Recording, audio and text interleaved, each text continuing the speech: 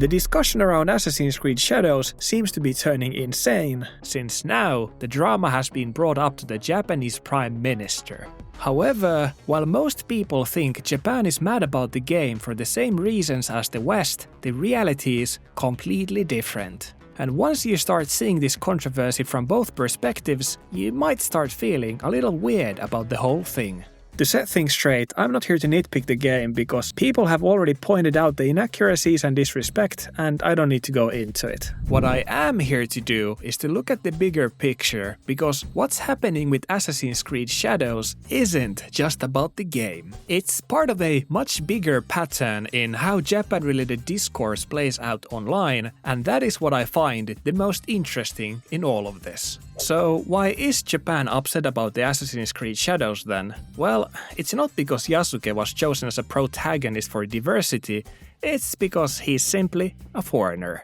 And this is where the West and Japan completely disconnect. Japan has always been a homogeneous, nationalistic country, and in recent years the anti-foreigner sentiment has only gotten stronger. Things got worse during the pandemic when the government put out warnings telling people to avoid foreigners and showed on TV how only English speakers were spreading the germs around.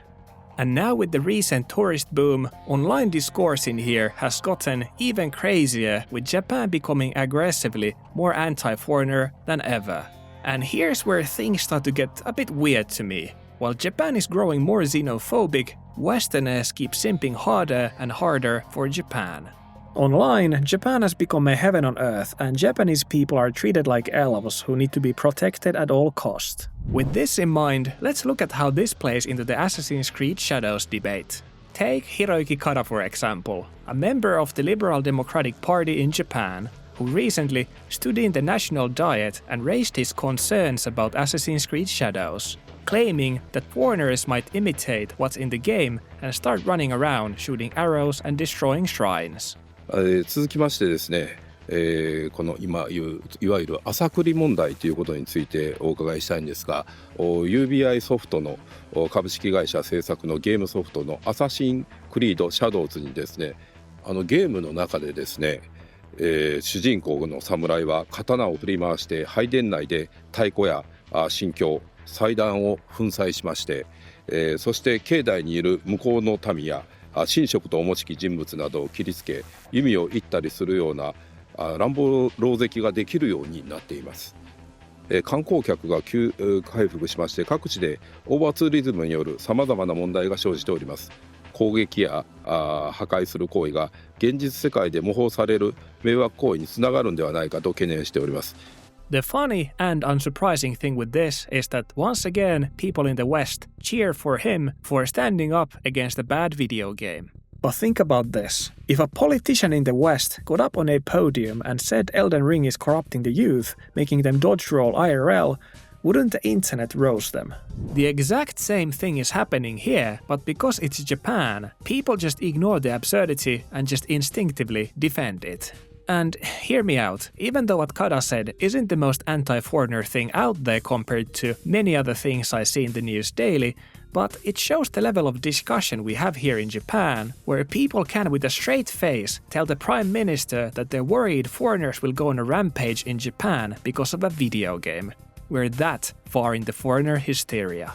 I think I need to remind people that I'm not saying you can't criticize the game. Fuck the game. I just feel like Shadows gave a lot of people in the West a perfect storm, a shitty game that once again is infested with DEI, and a chance to simp for Japan by pointing out the historical inaccuracies and disrespectful things in the game. And truthfully, only a very small minority actually cares about this game in Japan. There's zero marketing, zero hype, and if you go on Twitter and search for Japanese people talking about this game, you'll get posts with like 50 likes, 700 likes, or 10 likes. Even that guy who brought it up on the National Diet is just some guy who's talking about the game on YouTube with videos bringing home only 100 views. Look, Assassin's Creed Shadows is a train wreck worth trashing. It does have things that can be considered to be disrespectful by some people, but let's not let it trick us into siding with some weird guy who's worried about foreigners going on a rampage because of video games. What I'm trying to say is that this small event once again proves a trend I've noticed online. Whenever there's any drama where a Japanese person is involved, Westerners rush to defend them without any thought who they're siding with. Just like when everyone immediately sided with that one crazy Japanese guy who lashed out on the Australians even though the man was clearly out of his mind. Don't smoke! It's private. Sorry, what story? The reason I keep talking about this is because it's just incredibly frustrating to be in the middle and see the reactions both from Japan and from the West, where this side is like, oh, we hate you, and this side is like, oh, please hate us. It's like, dude, I'm trying to live here.